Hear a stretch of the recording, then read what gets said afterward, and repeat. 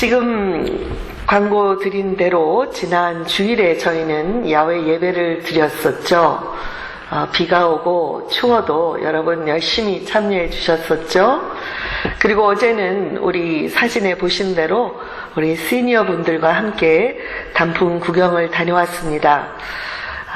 비가 오든 이렇게 바람이 불든 함께 할 수 있는 우리 교회 식구들과 자연에 나가서 즐거운 시간을 갖고 오니까 저도 한결 마음이 새로워진 것 같습니다.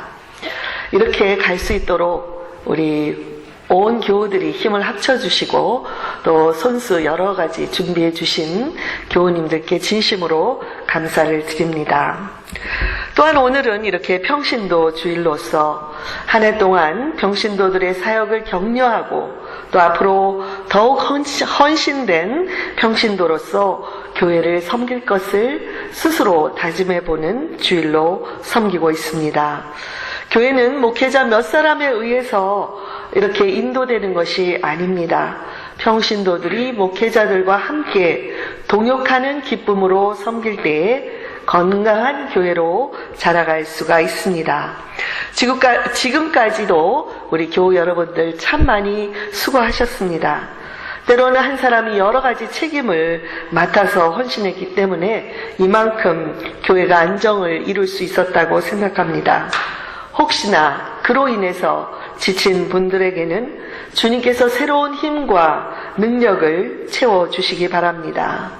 또한 이 자리에 계신 모든 분들이 내가 무엇을 했나? 나는 한 거 없지? 이렇게 생각하는 분이 혹시라도 있다면 본인은 깨닫지 못했을지라도 여러분들이 있었기 때문에 여기저기 빈자리를 채우며 섬겼기 때문에 우리 교회가 지금 이렇게 훌륭한 교회로 서 있는 줄 믿습니다.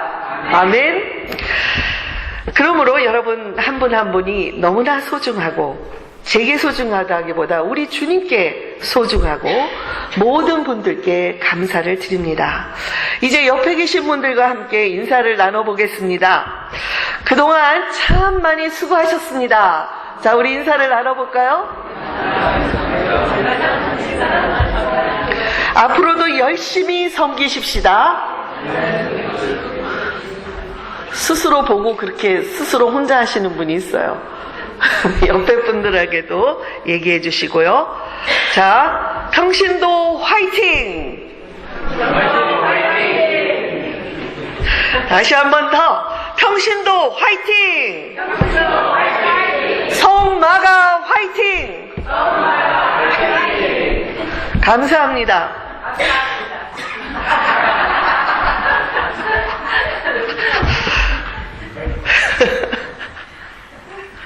네, 우리는 교회력을 따라서 이제까지 누가복음에 나오는 비유의 말씀을 계속해서 살피고 있습니다. 이 비유란 복음서에서 우리 예수님께서 자주 사용하신 방법입니다. 예수님의 가르침이나 혹은 사람들의 질문에 대해서 답변을 주실 때에 듣는 사람들이 좀 더 이해하기 쉽도록 부연 설명을 하시고자 할 때 이 비유를 사용하셨습니다. 그러므로 비유의 말씀은 앞뒤의 문맥의 내용을 잘 이해하는 것이 중요합니다.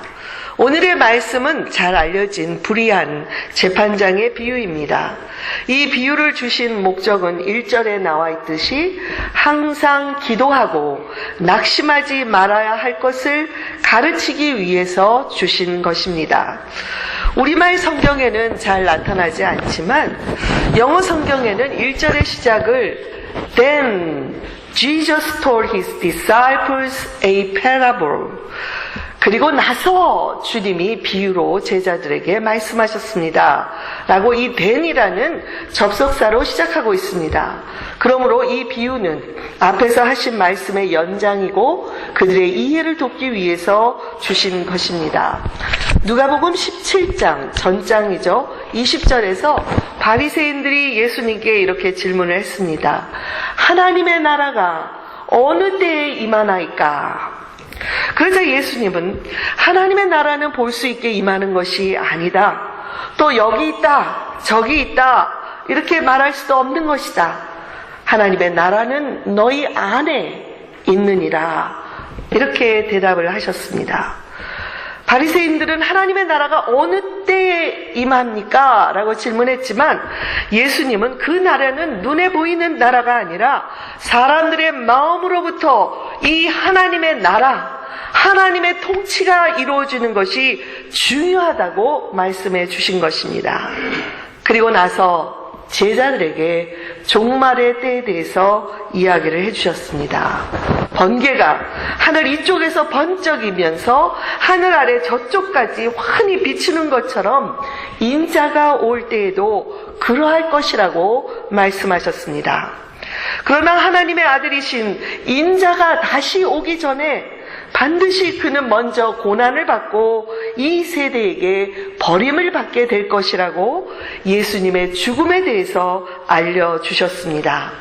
인자가 다시 올 때에 마치 노아의 때에 사람들이 먹고 마시면서 노아의 경고를 무시했던 것처럼 또 롯의 때에 사람들이 먹고 마시고 세상의 온갖 쾌락을 즐기다가 롯이 소돔에서 나가는 날 하늘로부터 불과 유황이 비 오듯이 떨어지면서 그 곳을 멸망시킨 것과 같을 것이라고 말씀하셨습니다.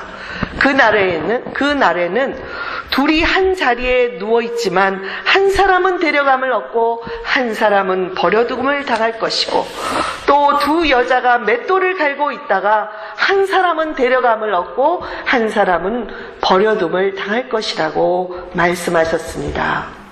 이처럼 마지막 때는 아무도 예상하지 못하다가 갑작스럽게 임할 것이고 큰 심판과 멸망이 있을 것이라고 경고하셨습니다. 그리고 18장에 들어와서 항상 기도하고 낙심하지 말아야 한다는 가르침을 주기 위해서 이 불의한 재판장의 비유를 하신 것입니다. 이 당시의 제자들은 아직까지 예수님을 정치적인 메시아로 믿고 있었기 때문에 머지않아서 우리는 로마로부터 독립을 하게 될 것이다. 그러면 우리는 로마의 황제를 섬기지 않고 오직 하나님만 섬길 수 있게 될 것이다. 이렇게 믿었습니다. 그러나 예수님이 생각하시는 길은 그들과 달랐습니다. 머지않아 예수님은 십자가에서 죽을 것이고 그 후에는 제자들에게도 환난과 핍박이 찾아올 것이었습니다. 그때 많은 제자들이 이 극심한 핍박을 이기지 못하여 신앙을 떠나게 될 것을 예수님은 예상하셨을지도 모릅니다. 만일 그들이 예수님이 다시 반드시 오실 것이다. 그리고 오셔서는 믿지 아니하는 이 세대를 심판하실 것이라는 이 말씀을 기억하고 있다면 어떤 고통과 핍박이 있어도 이겨낼 것이고 혹시라도 그들이 제자들이 생각하는 것처럼 빨리 그 날이 이르지 아니한다 할지라도 하나님께 기도하며 인내로 기다릴 것이라는 그 교훈을 이 비유를 통해서 주시고자 했던 것입니다. 많은 경우에 이 본문의 비유를 우리 성도들의 기도 생활에 더 초점을 맞춥니다. 과부가 자기의 원한을 풀어달라고 자기 마음에 조금도 그러할 마음이 없는 불의한 재판관을 찾아가서 또 찾아가고 또 찾아가고 끝까지 포기하지 않고 찾아가서 호소함으로써 결국에는 자기의 뜻을 이루어 주신 것처럼 성도들도 하나님께 구하는 것을 얻기 위해서 끝까지 포기하지 않고 매달리면 반드시 응답해 주실 것이다. 이렇게 우리가 해석을 들어왔고 저 또한 그렇게 가르쳤습니다. 물론 포기하지 말고 인내로 기도하라는 그 비유의 주제는 같지만 더 중요한 것은 성도들이 무엇을 위해서 기도하느냐입니다. 물론 기도를 통해 우리의 필요를 하나님께 구체적으로 구하고 기도해야죠. 그러나 하나님을 사랑하는 성도들이라면 그 기도가 달라져야 합니다. 마태복음 6장에서 예수님께서 제자들에게 기도에 관해서 가르치신 후에 결론적으로 이렇게 말씀하셨습니다. 너희는 먼저 그의 나라와 그의 의를 구하라. 그리하면 이 모든 것을 너희에게 더 하시리라. 그렇습니다. 성도들이 구해야 하는 것은 먼저 우선순위로 하나님의 나라와 그분의 의를 구하는 것입니다. 그러면 우리의 필요를 아시고 우리의 모든 형편을 아시는 하나님께서 다른 모든 것들은 채워주실 것이라는 것을 믿으시기 바랍니다. 저도 이 말씀을 근거로 해서 저도 아주 간청하는 기도를 열심히 드리고 또 기도 시간마다 이 본문을 사용해서 기도하자고 가르쳐 왔지만 앞뒤 문맥을 더 잘 살펴보면 성도들의 기도에도 우선순위가 있다는 것을 저희가 먼저 깨달아야 합니다. 우리는 가장 첫째로 우리가 구해야 할 것은 하나님의 나라입니다.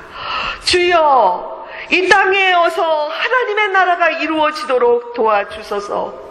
정의와 평화가 넘치고 가난한 백성들을 돌보고 나라들마다 이기적인 전쟁을 그치고 모든 사람들이 함께 평화를 누릴 수 있도록 어서 그 하나님의 나라를 우리에게 허락하여 주소서. 이사야 선지자가 꿈꾸었던 나라, 이리와 어린 양이 함께 살며 표범이 어린 염소와 함께 누우며 송아지와 어린 사자가 살찐 짐승과 함께 있어 어린 아이에게 끌려다니며 젖먹는 아이가 독사의 구멍에서 장난하며 젖된 아이가 독사의 굴을 손에 넣어도 아무 일이 일어나지 않는 그런 평화로운 나라가 어서 속히 이 땅에 이루어지도록 하나님 도와주시옵소서. 그것이 바로 우리 성도들이 첫 번째로 드려야 할 기도라는 것입니다. 둘째는 주님이 다시 오셔서 이 악한 세상을 심판해 주실 것이라는 믿음을 갖고 인내로 기도해야 하는 것입니다. 이 세상의 권력도 물질도 하나님의 것입니다. 우리는 모두가 청지기로서 언젠가는 하나님 앞에 서서 셈을 할 날이 올 것입니다.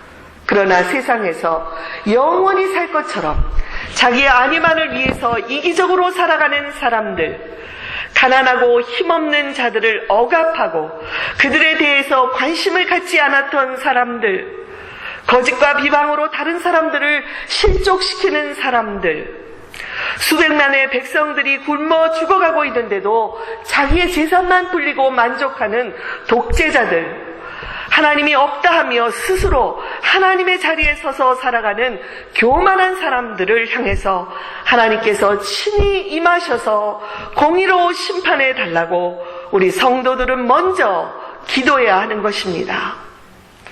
그런데 예수님께서 여기 마지막 절에서 그러나 인자가 올 때에 세상에서 믿음을 보겠느냐 하신 말씀을 주목해야 합니다. 성도들 가운데서도 주님의 재림을 기다리며 기도하고 인내로 어서 속히 하나님의 나라가 임하여 주시옵소서라는 그런 믿음을 가지고 있는 자들이 아주 극소수일 것임을 주님이 예상하신 것입니다.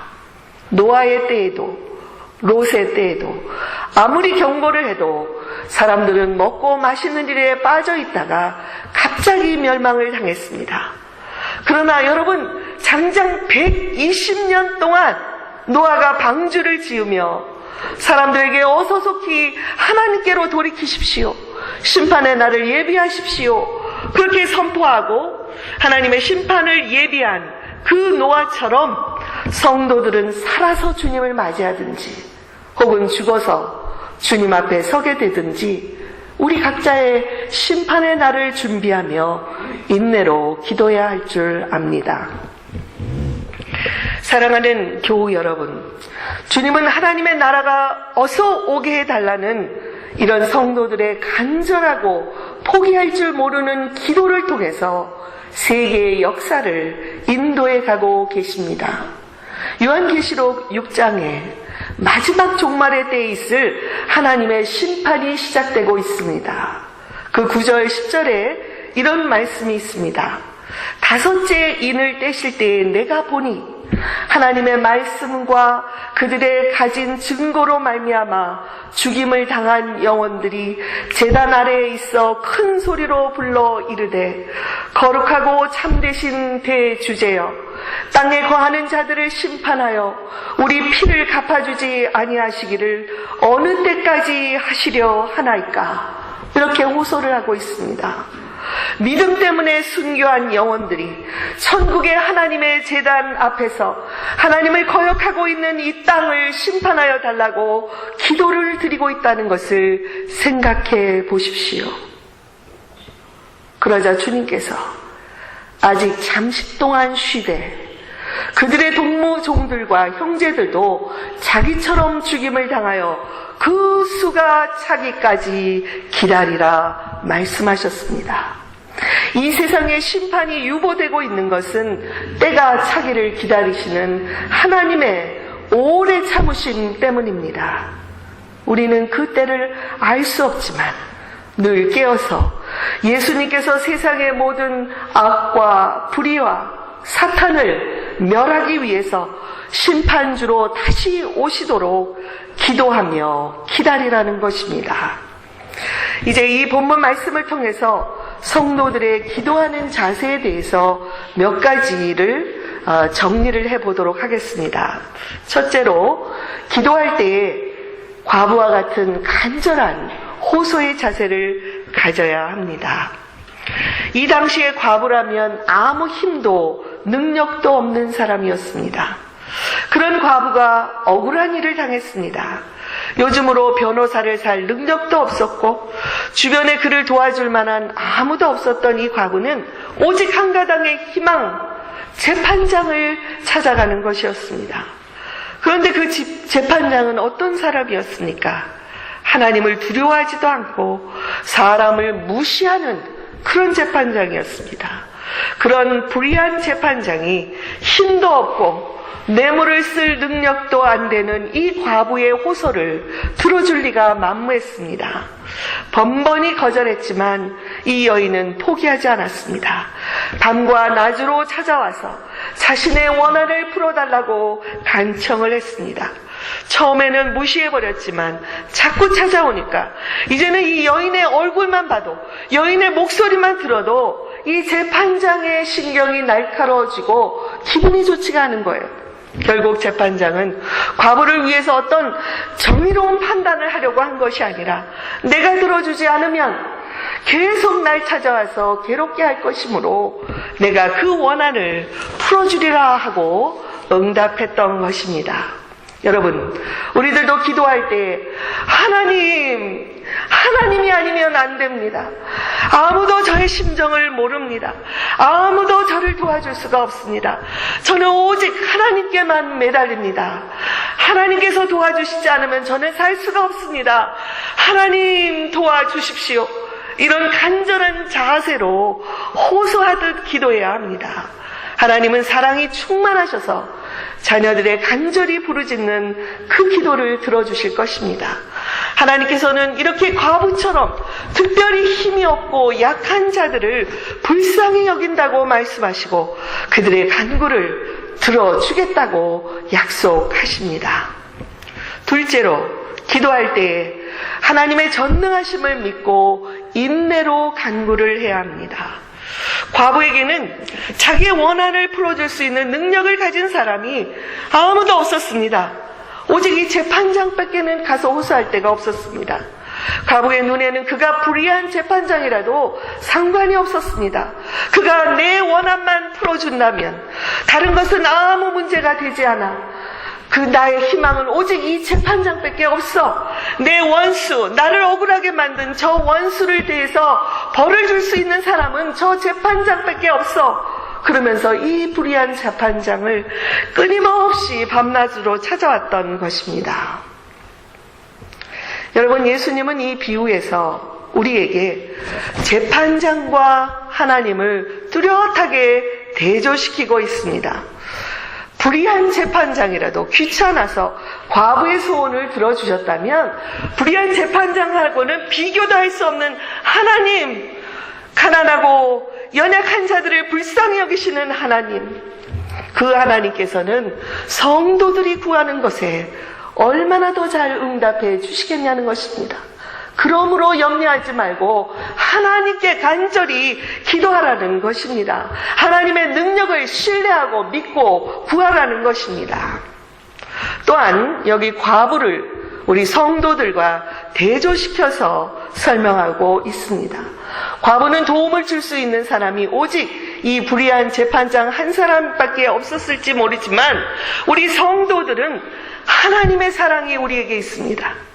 그리고 우리를 위해서 중보 기도해 주시는 예수님이 계십니다.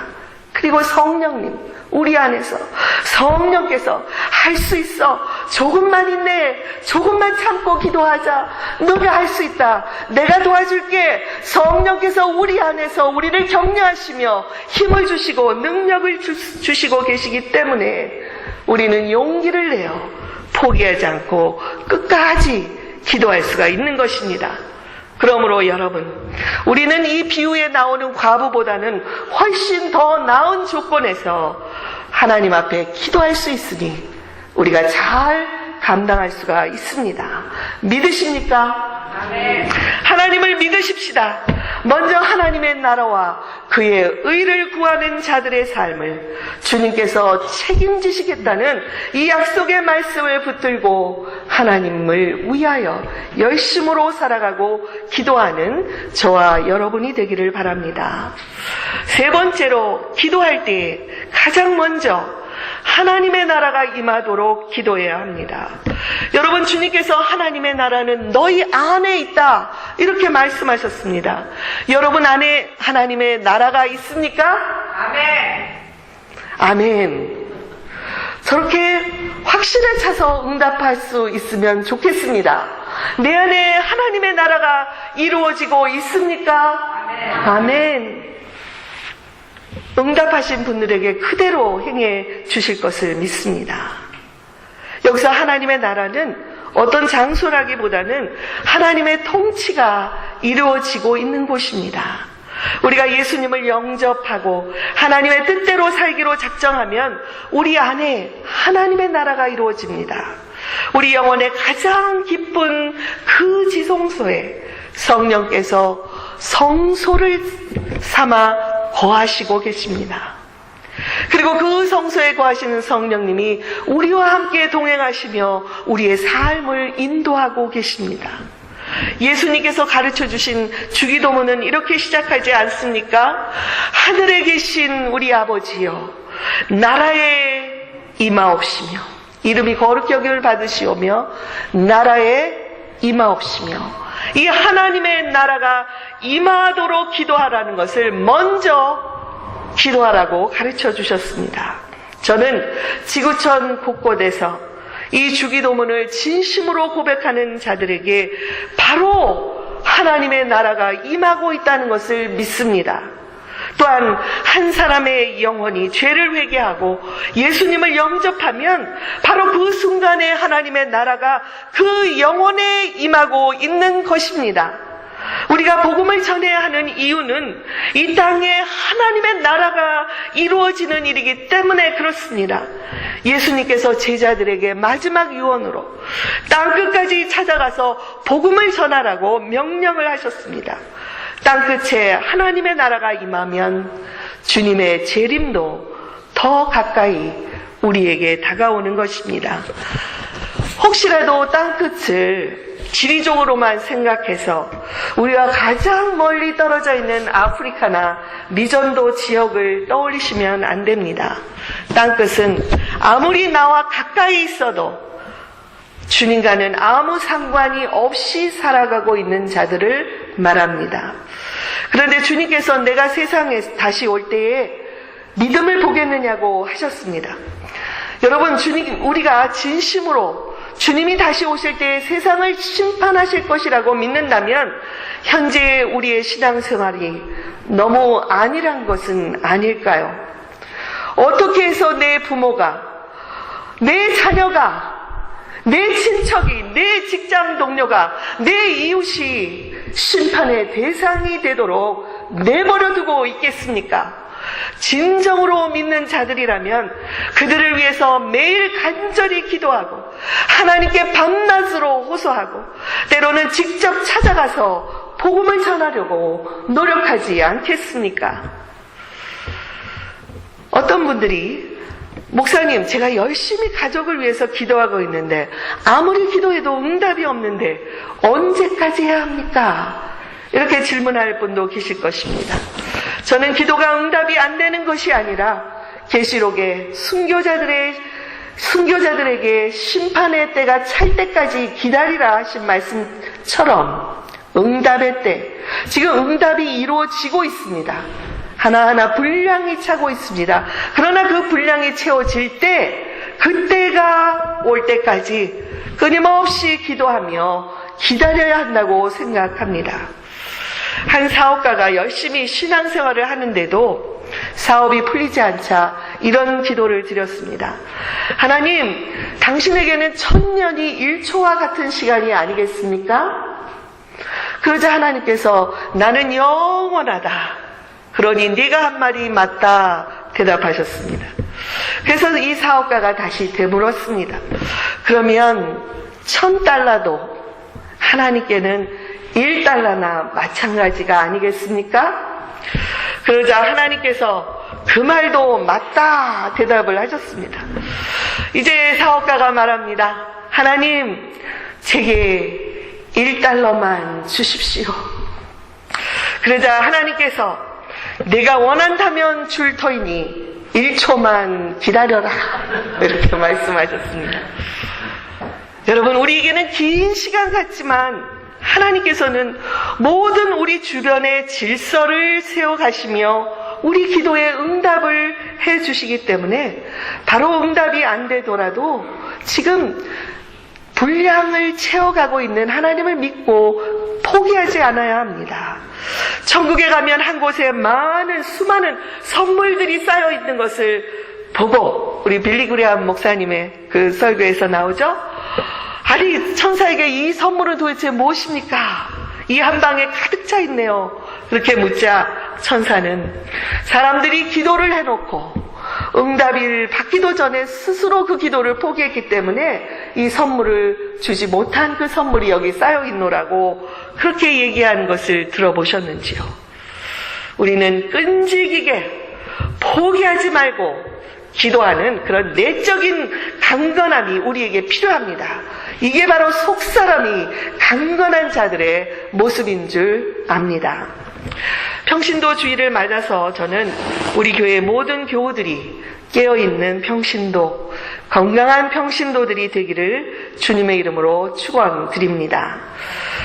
저와 여러분이 한 사람, 한 영혼을 마음에 품고 그들을 위해서 과부처럼 간절히 포기하지 않고 기도했으면 좋겠습니다.